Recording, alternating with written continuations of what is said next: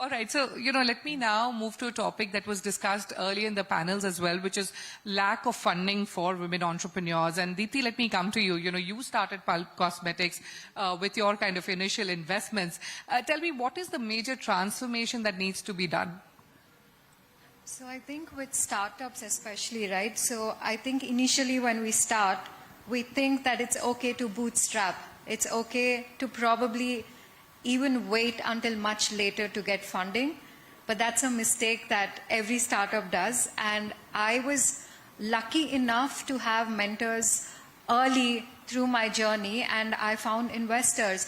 And it's important to find investors at the right time because you don't want to burn out, you don't want to, and it also helps with scaling, right? So you need the cash flow to scale the company, and if you don't have that, you can't progress. So I think it's very important to get the right investors at a right time and also not dilute too much of your company in the first round. Make sure that you're smart, and yeah, we were kind enough by Anvil Ventures to fund us. So but did you face difficulty in getting the right investors? Yes, initially, yes. People don't understand, investors especially in India don't understand beauty industry.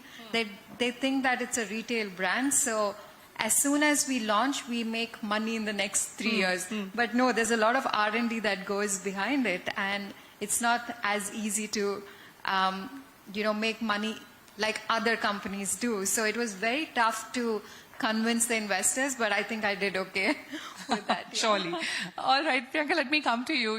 As a startup ecosystem enabler, do you think running more mentorship programs can help solve the women entrepreneurs' problem of lack of funding and help them perform better?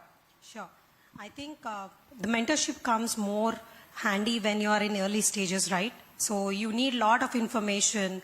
You look for a lot of support in terms of understanding much deeper engagement into the market segments, how your product can scale in other geographies, scale in your own native market, right? That's where the mentoring piece play a very critical role in your early stages. Once you move past in your growth stage, you look more at advisory support in terms of opening up market access connects, opening up pitching opportunities in front of investor. That's the kind of mentorship that you look at. So absolutely designed, structured, outcome-based mentorship is what any startup would look for. All right, my next question is for all of you, and whoever wants to answer this. You're all experienced entrepreneurs. Are you seeing a kind of shift in the thought process of investors? Are they more willing to now invest in women-led businesses?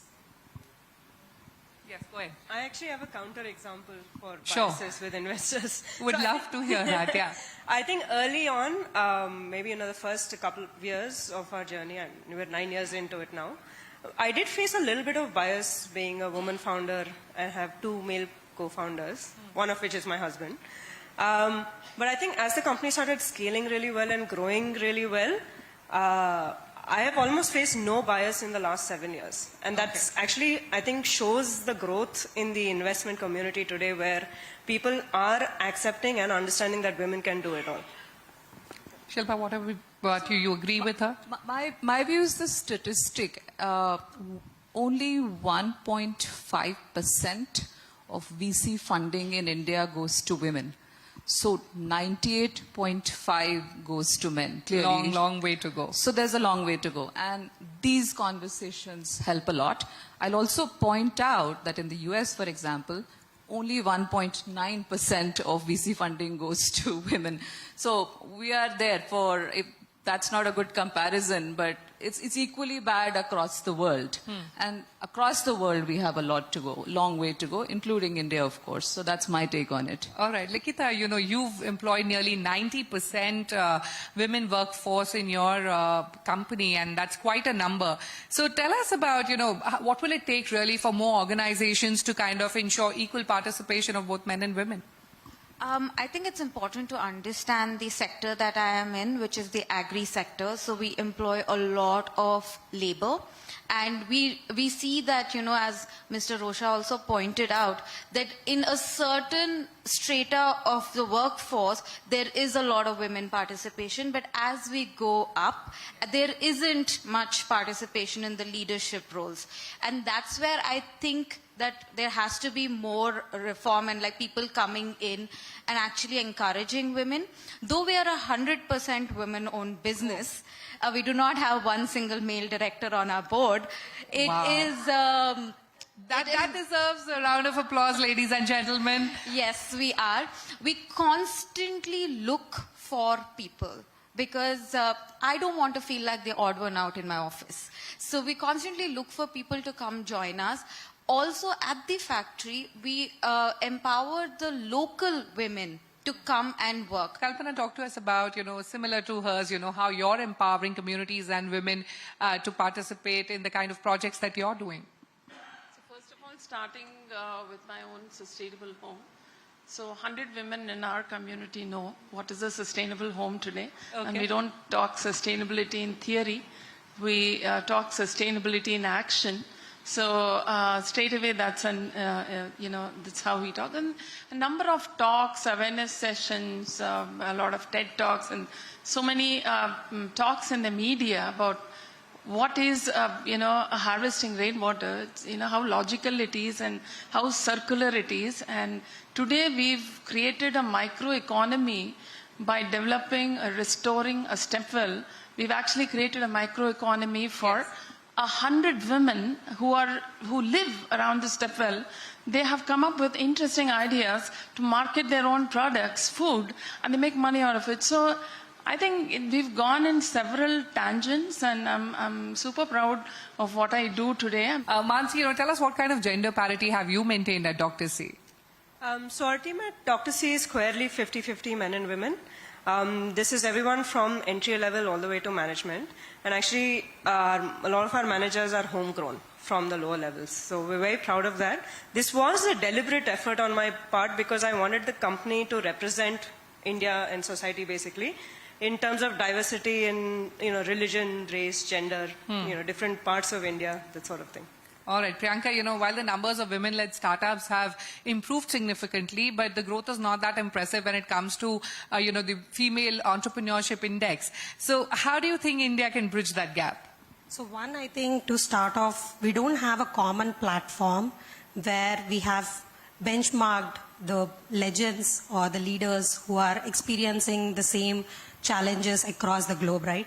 As she rightly mentioned, India is having one of the largest women-led enterprises, but it's just 20% of what we are.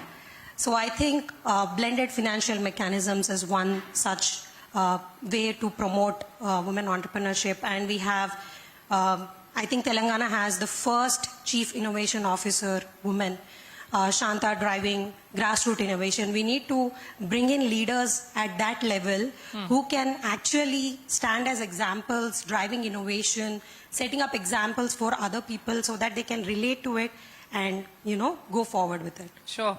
I need to mention this, and Kalpana, you're known as the water warrior, and recently you were honored with the prestigious Sujal Shakti Samman 2023. Tell me how essential it is for women entrepreneurs to kind of be recognized, and do awards truly, benefit an entrepreneur's journey?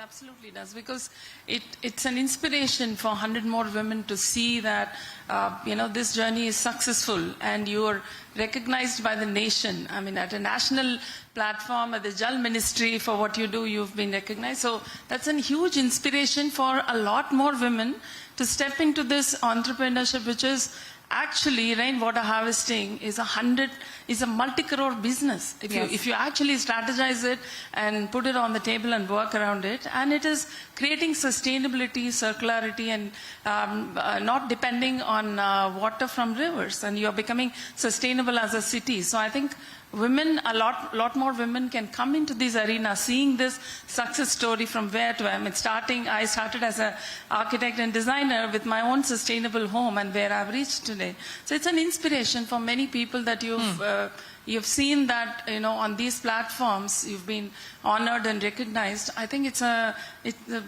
maybe a role model for a few, because I didn't have a role model to follow, because I honestly wanted to do something about it. And I thought my 8 years of journey as just driving awareness as an NGO didn't take me anywhere. the last 2 years of creating an enterprise for rainwater harvesting and creating my own DPRs and seeing how to implement smartly is really got a few crores in the last 2 years is something I'm so proud of. Yeah, Absolutely. And on that I'm creating impact in a very, very big way. And on that impactful note, it's time for me to wrap up this conversation. Thank you so much, ladies. A huge round of applause for the Wonder Woman of Telangana. Thank you for sharing your stories of hardships and success. Many thanks for joining us this evening.